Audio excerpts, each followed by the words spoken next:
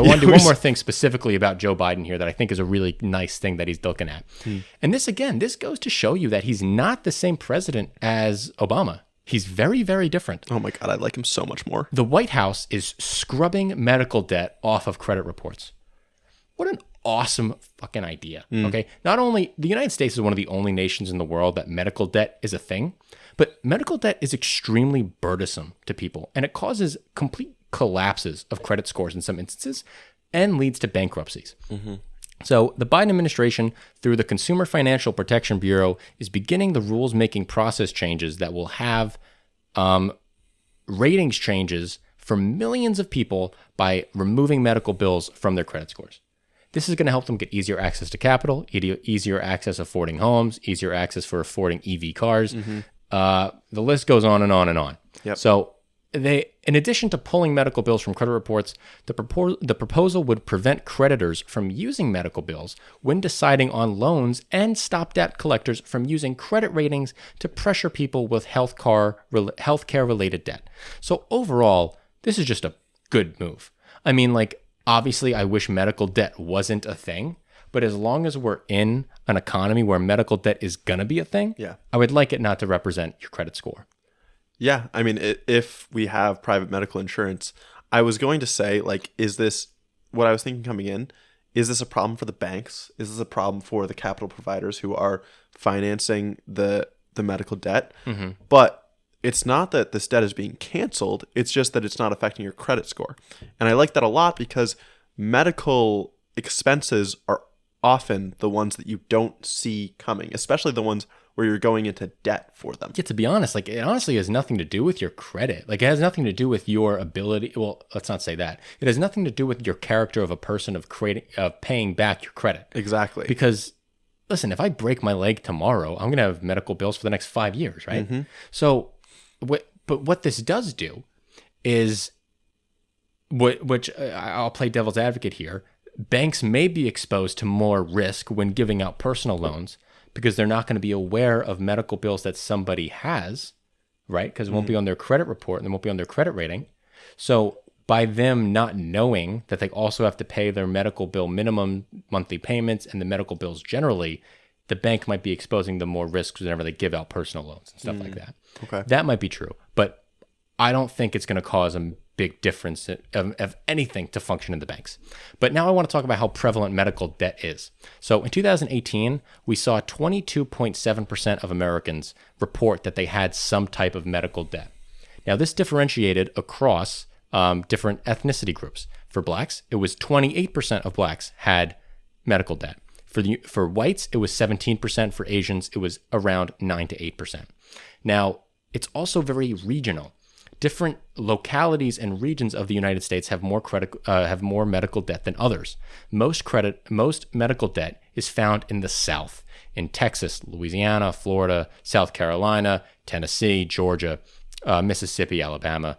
These are the places that have medical debt the most. Places that have almost no medical debt, Minnesota, South Dakota, Massachusetts, really good states on medical debt, New York, Oregon, California, Washington. Those are the states that do best with medical debt. Why is this? One of the reasons is because of the expansion of Medicaid. So Medicaid provides low-cost health insurance or free health insurance to people who are in low income. Well, guess what, guys? Texas, the state with one of the highest medical debt, no Medicaid expansion. Florida, one of the states with high medical debt, no Medicaid expansion. Wyoming, no Medicaid expansion. South Carolina, no Medicaid expansion. Tennessee, no Medicaid expansion. There are some differences. West Virginia has the Medicaid expansion. They have a lot of medical debt. It's not perfect. It's not a perfect correlating fact. It's not a perfect function, but it's highly correlated. And that's what happens when you don't give easy, cheap access to healthcare to poor people. They go into debt for it, and it ruins their lives. I mean, that's all you can say about that, right? Yeah, I got nothing to add there. Yeah, I mean, there's nothing there. In a survey conducted by the American Journal of Public Health of bankruptcy filers in the United States, from 2013 to 2016, the majority of respondents indicated that medical expenses contribute to their bankruptcy.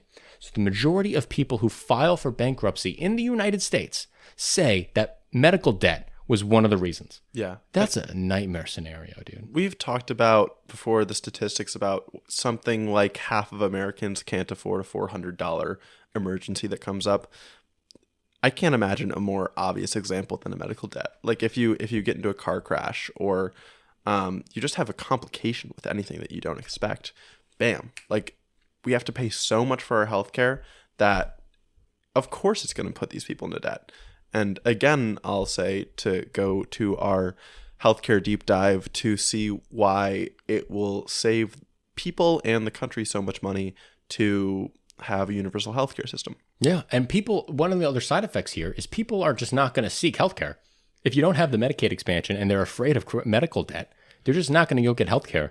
And then so they delay primary care. And if you have primary care, the odds of you having an extreme medical reaction goes down the drain. So now they only pay when they have a massive catastrophe, which is way more expensive than just going for your checkups. Yep. And so it's a negative cycle that just gets worse and worse because then there's more of a cost burden on the healthcare system, which makes them charge patients more, which makes them even less likely to go to primary care, and so on and so on and so on. It's just an absolute money sink. But this is, again, one of those things here. I want to talk about the Biden administration, and one of the things that differentiates it from the Obama administration. The Obama administration created the Consumer Financial Protection Bureau.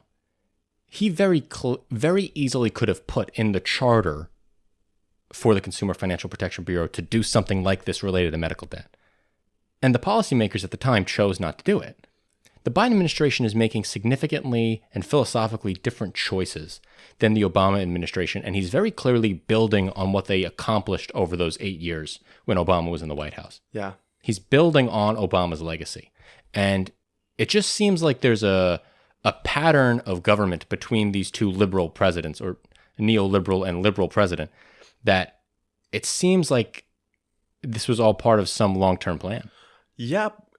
There's also so much less obstruction of Biden. I agree. Which is interesting, right? Like, you don't hear about McConnell organizing filibusters in the Senate to prevent bills from going through. Like, Biden is able to get through the infrastructure bill, that get through the Inflation Reduction Act, it got through the CHIPS bill, right? Those things were unthinkable during the Obama administration. McConnell did try to sink the IRA. He did try, yeah, because it was a reconciliation bill that only Democrats voted for. Okay. And they got through it. They got it through the Senate using a reconciliation process. Reconciliation doesn't need filibuster. Reconciliation, you're only allowed 2 reconciliations a year. Reconciliation bills are only allowed to affect the federal budget, and it is filibuster proof. You only get 2 a year. The American Rescue Plan passed through the reconciliation, and the the Inflation Reduction Act passed. Oh man, the Inflation Reduction Act passed through reconciliation. Okay. If you want a quick history here, because I just read the book on this and I have it in my mind here now. So the history of the Inflation Reduction Act is actually incredible. So when Biden comes into office, he has 3 bills that he wants to pass: American Rescue Plan, American Jobs Plan, and American Family Plan. That's what he wants to pass, okay? So he passes the American Rescue Plan. Now he moves on to the American Jobs Plan.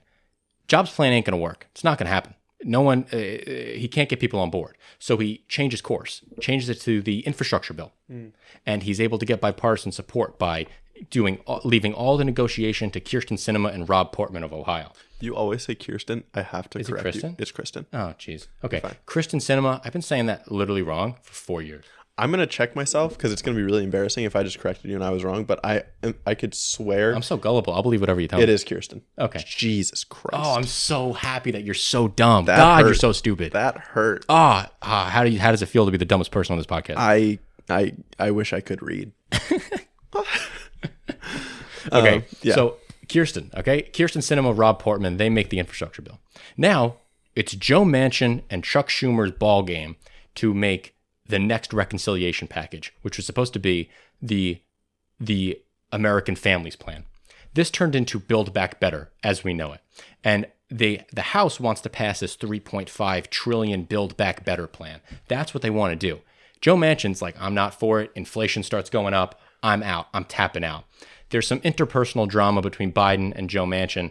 Joe Biden does something interpersonally that Joe Manchin does not like. So Joe Biden comes out on Fox News and announces that he's done with Build Back Better, and Build Back Better is dead. Did not tell Joe Biden before he went on Fox News. Killed it on live TV. Okay. Joe Biden was like shook, and he's like, this is all over. It's all done. Leaves it to Chuck Schumer. Chuck Schumer and Ron Klain, who works in the Biden White House, ends up having a dinner with Joe Manchin and finally swoons him and buys him his favorite bourbon. And he finally sits him down. He's like, can we make a deal? He's like, we can make a deal. But he lets Joe Manchin write pretty much the entire thing. And he's so nervous that Joe Manchin is going to give him a bill that's just not going to fly with the Democrat base. And Joe Biden hands him the IRA and he's like, this'll do. And Joe Manchin's like, let's get it done. But here's the kicker.